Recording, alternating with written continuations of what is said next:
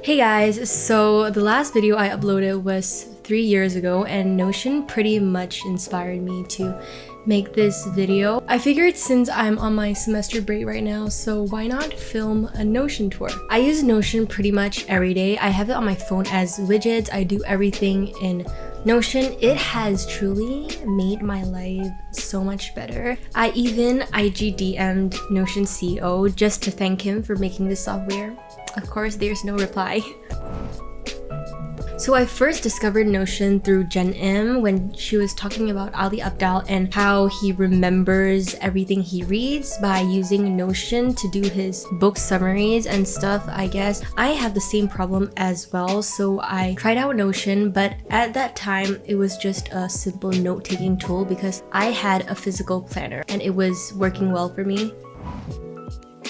So before flying to the UK for my studies, I've always been organizing my life with the Apple Notes app, but there are certain things that I wanted to do that Notes can't do, like calculating expenses. I used to calculate it on Apple Notes one by one manually, which isn't very effective. I also don't want to use Google Sheets or Excel. I feel like there's a limitation of customization, but that could just be me. So when I found out that I'm actually going to be coming to the UK for my studies, I had to set up like a proper system to track my expenses, my school stuff, and since I already know the basics of Notion, so why not use it for my other stuff as well? I watched a lot of Notion setups and I realized there is no perfect setup out there. You just have to find inspiration here and there and boom, create a setup that is tailored to your needs. At least for me, I built my setup with complexity over time, and I also made sure that I was building pages that I actually will use and always use, and it's been great so far. So let's begin. So this is my dashboard. I don't use this page often because I usually have my sidebar open and I navigate to my other pages using the sidebar most of the time. Normally my pages are in the default font and full width. So in my dashboard, I've separated my pages into personal and work.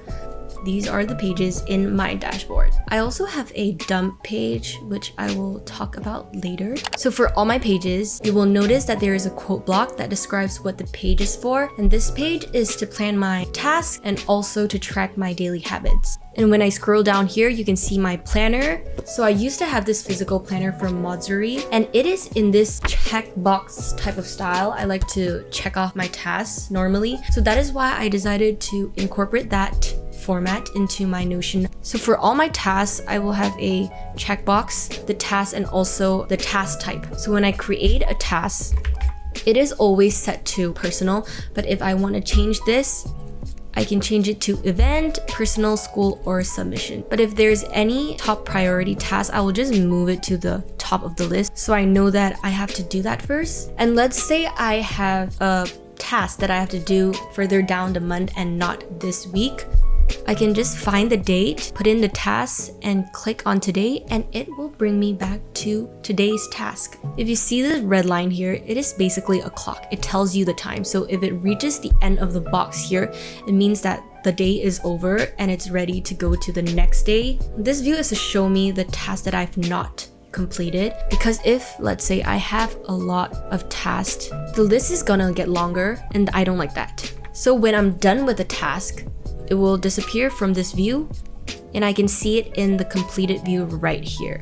So this month view right here, it's basically the same as the week view. It's just to show me what other tasks I have in that month. And then right down here, I have my habit tracker. This is to keep me accountable and make me do all these things before the day ends. And I must say, it is very satisfying to see the check boxes get ticked off and when the progress bar increases. I'm recently trying to drink a lot of water. Because I'm just bad at drinking water in general, I only drink it when I'm craving for it or I'm thirsty. I literally don't drink any other time. And eating vitamins after my meals and also practicing the piano every day, which I've been doing very well for the last 3 or 2 weeks. And this Tell Me About Your Day property is inspired by Christine Tay. I think this is a good idea for someone like me. I am bad at journaling and also writing down in diaries. So writing about my day in one sentence is good enough. And instead of just showing today's progress, I filtered the view to show me yesterday and today's progress, because sometimes even though I've completed the habit, I forget to tick off the box from yesterday. So that is why I have 2 days here. So I can just tick it off and I don't have to filter it again and again. And down here is a chart from Notion 2 Charts. I thought having a chart is funner to look at. And here I have a Pomodoro timer from Focus.io. I've been using this technique to focus on my tasks, mostly heavy ones like assignments, and it is great. I normally don't assign how many Pomodoros I need for each of my tasks, but I follow the Pomodoro technique to get things done. And then you can change your theme. Mine is the white theme, and you can change the timer as well as the alert sound. Moving on to resolutions. This page is very much inspired by Anna Linkovska. I will link her video down in the description. She did this amazing video on how she tracks her goals and stuff, and it is so detailed and in-depth that I don't think I can track my progress like her, but I like the concept of it, so I implemented it into my setup as well. So this page is to help me visualize where I see myself in 1 year, and it is separated into 5 sections: career, health, finance, learning, and relationship. Under these life areas, I just write a few general objectives I want to achieve by the end of the year. And when you click into it, there are questions for me to answer on why I want to achieve this goal: to get in shape, have a toned booty, and increased my body strength. So I used to play netball in high school, and we have trainings every Saturday. But ever since I started college, I don't play sports anymore. And that is why my muscles are disappearing, and I can't even hold a pot, like a heavy one. That is how weak I am. What things can I do to stay on track? Go to gym every Saturday or Sunday. So of course, writing this down isn't good enough. So let's move on to the goals page. So for my goals page, these are basically action steps to get closer to my resolution. I've split the year into quarters, and there are 2 categories: measurable goals and unmeasurable goals. So this view shows me my measurable goals. Measurable goals are basically goals that I can track with number, and unmeasurable goals are the ones that you can't track with numbers. For the measurable goals, I only show the goal, the status, and the progress bar because I don't want it to look messy on the outside. So when I click into a goal, I will have it linked to a resolution. And the important part of measurable goals are the current and target property. So my target is 8 gym sessions before June ends, and my current progress is 6 gym sessions. So every time I go to a gym session, I will come into this page and update it accordingly, and the progress bar will increase. So when it hits 100, I will just change the status to completed and work on the next goal. And this view are my unmeasurable goals. So I only have the goal and also the status. If it's completed, it's completed. If it's in progress, it's in progress. That is why Upload Notion Tour is in progress. I will just work towards it even though I don't have like a target number. The steps are in here. And if I didn't manage to complete a goal in that specific quarter, I'll just drag it to another quarter and try again. And for my finance page, keep in mind everything here is related to the UK. This fee section is where I keep a record of all my school and rent receipts. If I have to refer back to it, this is where I'll go. There are 3 currencies here because a lot of the stuff here are paid in different currencies. And here I have my income section. Currently, my parents are funding my studies, so I thought it's a good idea to document it clearly in case if they asked. So I keep track of when I received the allowance, what type of transaction was it, how long does the allowance last for, and also the amount. This section is red because this is literally where my account is bleeding. So this is a call-out block that helps me save time with the recurring expenses, and it is separated into 4 columns: groceries, laundry, monthly subscriptions, and yearly subscriptions. So it goes from most use to least use. So how is this useful for me? For instance, I go to co-op a lot, and let's say I bought something, I would have to hit new, write down the item and also the amount. But because of the button, I can just hit co-op and the item is filled in for me, and I just have to type the amount, which is so good. And the 3 other categories are more straightforward because those costs are fixed. So let's say Spotify billed me today, and all I have to do is click on Spotify and it is added to my expenses database. And that is the power of buttons, so use it. For my expenses, I have the date, the category, item, and also the amount. I grew my expenses by month and year so I can see how much I've spent at one glance and adjust my spendings from there. And sometimes when the list gets very long and I want to check if I'm overspending in one specific category, I can just filter it by shopping. And I've not done any shopping this month, so great. And I've also sorted the view to show me the newest expense at the top instead of having to scroll down to the bottom to check my newest expense. And that is it for my finance page. So for my investments, I am no way an investment professional. This page is fairly new and it's just a way for me to track my small little investments. So I have a database for each of my investment that shows me the last time I invested in it, the type, the name, the total invested amount, current value, the total returns, and also how long have I been investing in that investment. So let's take Versa Cash for example. These properties here, I can't change it. Like I can't manually change it on the outside unless I change something inside the page. These are called relation and roll-ups, where you link a page from this database to another database or vice versa. So when I click into a page, I have two other databases, which is the performance and the transactions. So for the performance, this is literally from the Versa app itself. I'm using Versa to invest, a Malaysian digital wealth management app because I'm Malaysian. So I've already set up a template that will auto-generate on the 31st of each month. So I will just come into the page and update the performance. And let's say I'm updating it today, I don't know, 900. And all I need to do is link this database to the Versa Cash database and it will update the current value property. Now you see there's a 900 here. But if I remove it, then it shows 0. So I have to update the link every time I update the performance. And for the transactions, these are basically the transactions I've made in the app. So I have the date, the type, the name, as well as the amount. I've also made a template so I don't have to keep writing the same name over and over again. So this total invested is from the database here. It basically adds up the transactions you've made and shows it over in this property. And for this last invested, so if I invest today, 100, whatever. The last invested property will update it to today, and the period will also update accordingly. They basically got it from the transaction dates that I've made, so they count the date range between my first transaction and my last transaction. That is why they got 1.3 years. So yeah, that is basically it for my investments. Moving on to my meal planner, I tried out plenty of systems, but so far this works for me. I have two databases in my meal planner, ingredients and recipes, and I've separated them into 3 sections: a shopping list on the left, a meal plan and menu on the right, and also the items list at the bottom. I'm going to start with the items list first. So this is a link view of the ingredients database. I call these items because not all of them are food related. Some are household items, and there are 3 views here: out of stock, in stock, and all. So in the all view, it holds all of the ingredients for my recipes.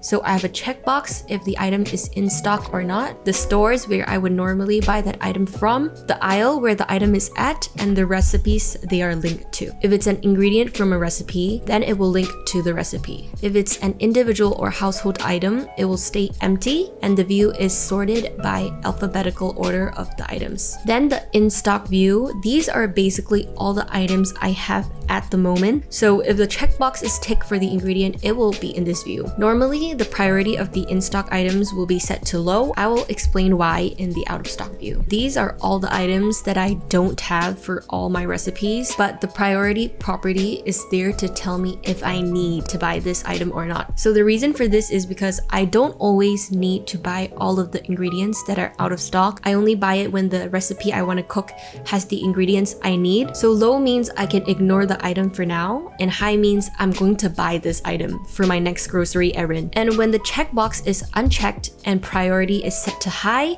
the item will automatically appear in my shopping list. That's all you need to know for now. Then this is my recipes database, but I just labeled the view meal plan and menu. This is where I plan what to eat for the day. I also plan for tomorrow's meal so I can prepare what I need to defrost for tomorrow. I don't plan for the whole week because my cravings and appetite can change very fast, so planning one day in advance is still manageable for me. So sometimes I already know what I want to eat because I'm quite aware of my kitchen inventory. I will then search the recipe in the menu and drag it to today or tomorrow. I can also search by cuisine like Chinese, Western, or any other cuisine type because of the associated tags. Then when I'm done with the meals, I just drag it back to the menu. And you can see that the menu number will go up, which means the recipe have safely arrived under its assigned cuisine type in the menu view. So for the menu view, it shows all the recipes that I have categorized by its cuisine type. This view is for when I don't know what to eat. I'll just scroll through the menu and let's say I'm craving for Korean. I can go see what Korean recipes are there, and the percentage tells me how much ingredients are in stock. And if I want to eat kimbap, I'll just drag it to today or tomorrow and it will appear in my meal plan view. So if I click into one of the recipes, it shows me the label, which are just the labels for the days and the menu, the cuisine type, the ingredients and the percentage, notes for prepping, and also a video link to the recipe because some recipes I still need to refer back on how to cook sometimes. Let me hide these, and when I scroll down, I only have the ingredients list and not the instruction steps because normally I will just click onto the video link here from Xiaohongshu and just follow the video. Those videos are pretty short and straightforward to follow along. So this is a link ingredients database that is filtered to show only the ingredients for this recipe,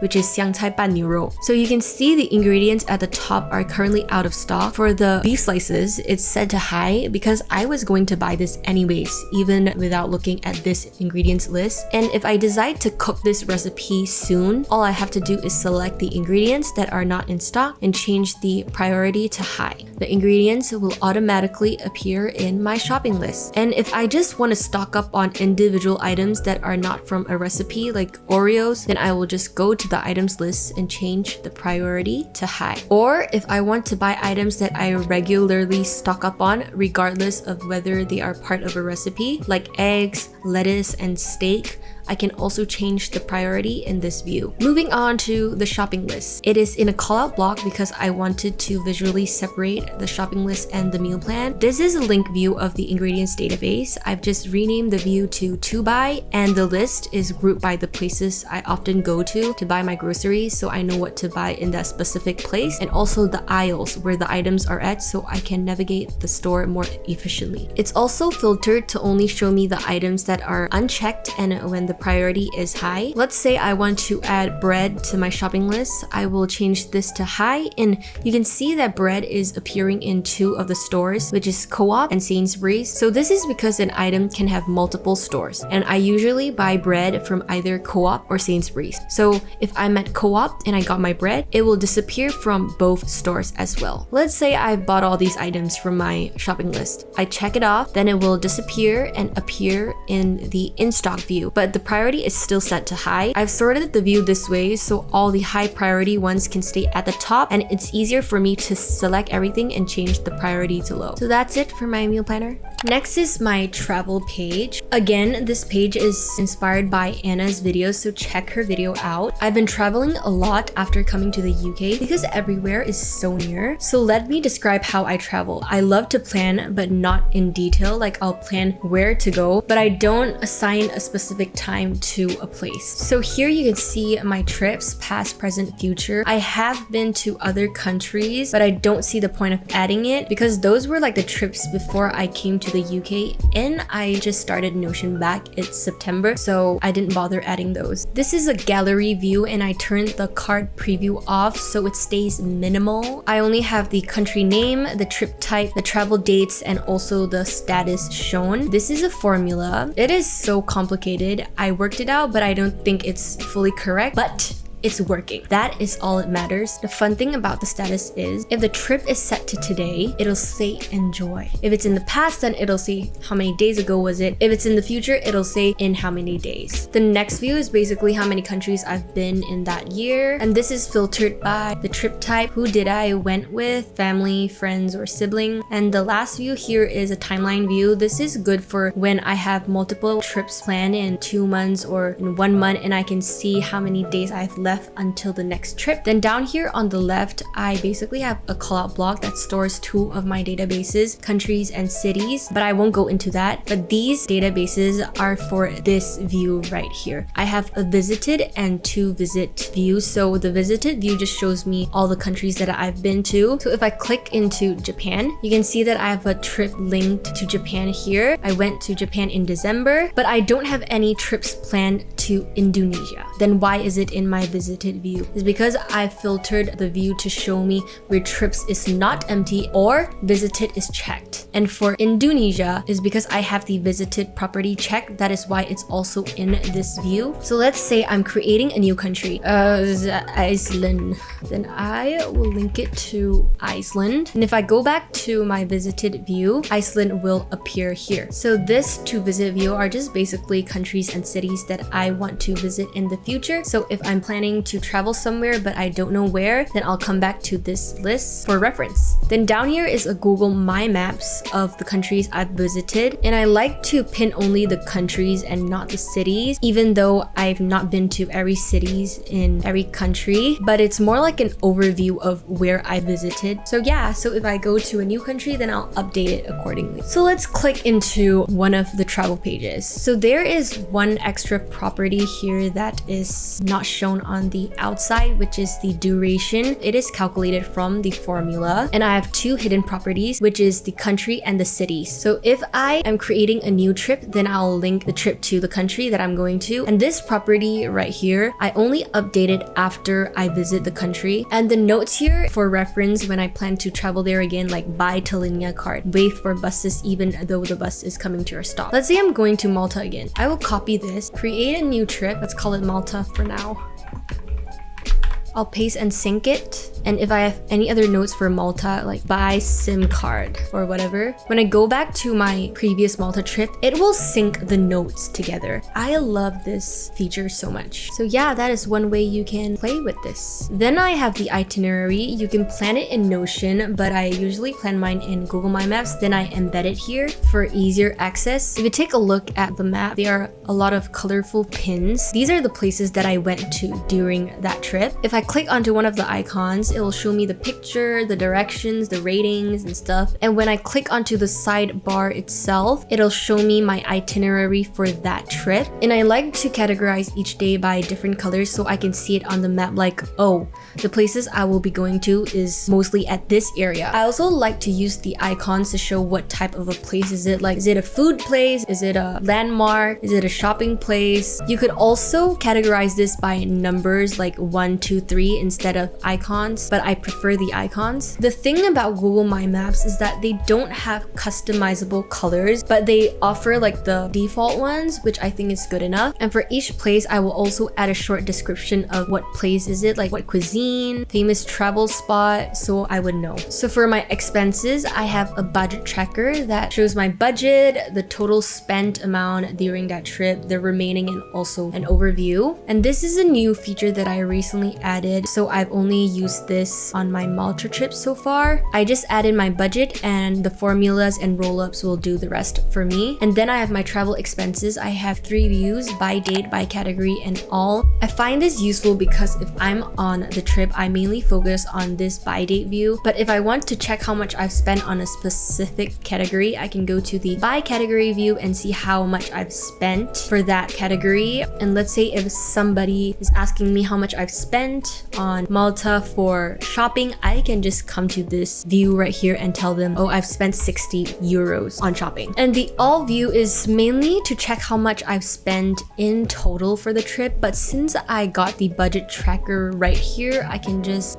delete this, it kind of defeats its purpose because the total spent is right here. So that concludes my travel page. Moving on to my bookshelf. Right on top, I have a book counter from Indify.co. Pro Notion users would know. I use it to count all the books I've read in my entire life. Not a lot, but it will get there. And here I have my currently reading view. Right now I'm reading this Business for Beginners because why not? So I have the book name and just the progress bar. I don't want anything to distract me. And let's say if I want to read a new book, The Seven Husbands, I can just drag it here, or I can click into it and hit on the currently reading and it will appear in my currently reading list. And the next view just shows me all the books I've read.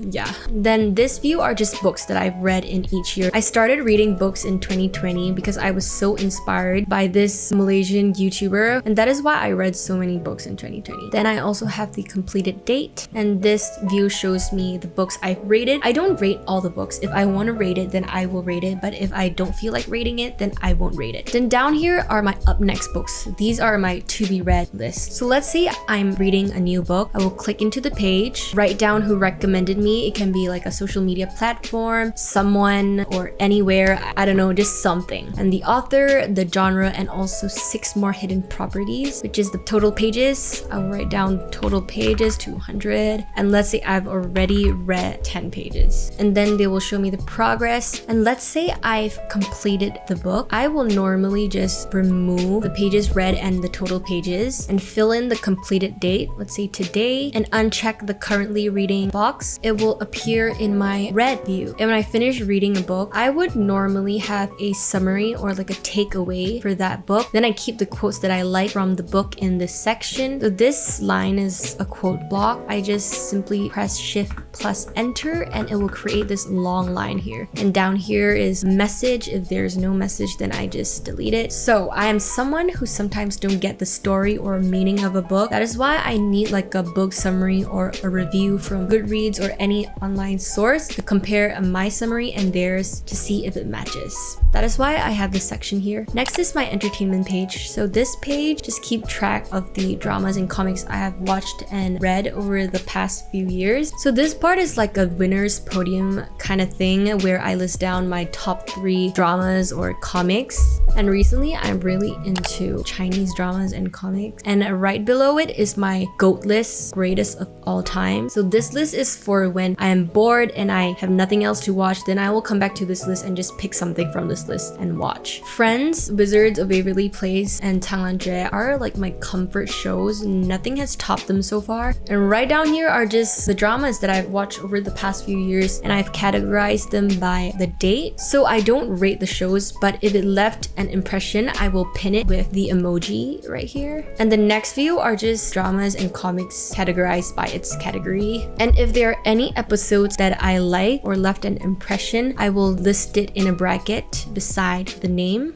Next up is my dream diary. I dream a lot and I love to record them because those are like the experiences that I won't get to experience in real life because of how absurd they are when I try to write them down, but it made sense in the dream, so that is all that matters. There is one feature that I would like Notion to have in the feature, which is a lock feature where I can only access the page by password or something, because some of the stuff are like private and I don't want people to accidentally see it. So hopefully that can be added in the future. I have like a mini Wikipedia up here that answers dream related questions like what is a dream diary? What are lucid dreams? Yeah. So normally after having a dream, I will wake up for a brief moment and click on my dream diary widget on my phone and hit new dream, write down the date, the emotion I felt in the dream. I try to write down as much details as possible so when I read it later when I'm fully awake, it will still make sense and I can still remember how I felt during the dream. So let's find some interesting ones. I was Blackpink's Lisa. During a concert, I went around and tried to look everybody in the eyes to show them my appreciation for them. It was my part to sing, but I needed to pee badly, so I went to the toilet and quickly peed. Jenny suddenly came in and needed to pee also, and I could hear Rosé outside helping me to sing my part. Like, when am I Blackpink? That is why you need to write it down. And also when the year ends, I will also add like this dream count counter on top. And yeah, you can totally do this in a database method, but I prefer it this way. It feels fun when I try to log it. Next is my wish list. Just like the description, these are items that I can live without, but you know, retail therapy. I go through stages where I sometimes invest and then sometimes I'll spend, but I think it's okay. If you're happy, just do it. So this view shows me the items that I'm considering to buy. So if I'm saving up for something, the progress bar will appear. So I'm currently saving up for the 15-inch MacBook Air. I'm using a Windows system laptop right now, and I much prefer the iOS system because I used to have a MacBook Air and it was the best. This is how I buy things normally. It's either an impulsive buy or just leaving it in a cart for a long time until I remove it or buy it. As you can see, I have a lot of scents in my wish list because I love scents in general. I literally have a shelf dedicated to scents in my dorm room. I feel like they trigger a certain memory in our lives and I just find it so cool. And recently I've been loving this my god. And recently I've been loving this Morning Dew perfume from Victorinox and also this Gaiac 10 from Le Labo. If you go to Japan, get this. This view just shows me all the stuff that I bought. I recently bought a mechanical keyboard. It's so good. I lubed it and everything, but it took me 3 hours, like what the heck. And I also like this extended 2048 style keycaps. I love it, there's something about it. And for one-day purchases, I will keep it private because those are like the bigger purchases that I would like to have in the future. Anything with a big amount. Then the last page in my personal section. This is just a library of quotes that I've kept over the years. Every time I add a new quote, I will write down who inspired it, like YouTube. I really like this. You're an athlete in your prime, don't waste it and make it count. My seniors said it. The one who seeks gain. So this is by RM of BTS. He's so smart. He's so well spoken in all of his speeches. That is why BTS is my inspiration. And once in a while, I will come back to this page and read the quotes and delete the ones that are no longer relevant to me.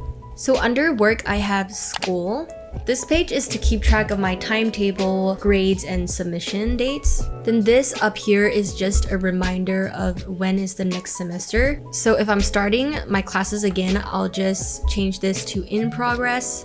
Then on the left right here, this is basically my timetable in a quote block. I just have the day, the module code, and the time schedule listed down. So usually after a few weeks, the timetable is ingrained in my brain, but this is for when my brain isn't working on some of the days. This is for me to refer back. And on the right, I have my modules, which is grouped by the year and the semester. So Y2 S2 is year 2 semester 2. And for each page, I show the name and the grade. This is a formula. When I click into one of the modules, so I have a link property here where I can link this module to the task in my planner. So if I go back to my planner, let's say I have to do a logo.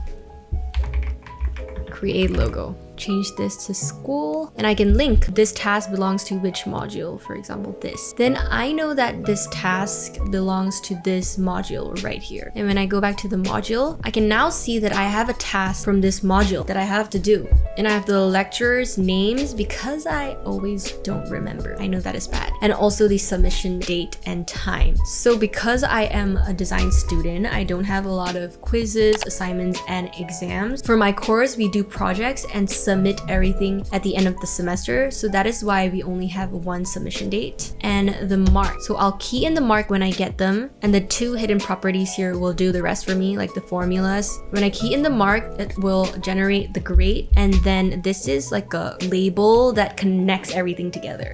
And in every module, I will include the module brief because I refer to that a lot, and also the submission requirements. So when I am done with all of this, I will just hit submit it here, or I can just press submit it here. So the reason for the calendar here, it's just for me to see how many days I have left until the next submission. That is it. Then I have files, which just stores all my work related files like my CV, my cover letter, portfolio, LinkedIn link, website, and Blogspot. So I'm gonna blur this. And Notion is just very good at storing stuff together, even though they're not from Notion itself. You can just put a whole bunch of links and just throw it in one page, and boom, you can just navigate from there. And for YouTube, I have a web bookmark up here so I can access my channel easily. easily. So down here are two of the same database, just filtered differently. So all the ideas or any videos in planning will stay in this view, and all the published ones will be in this view. So if I click into a video page,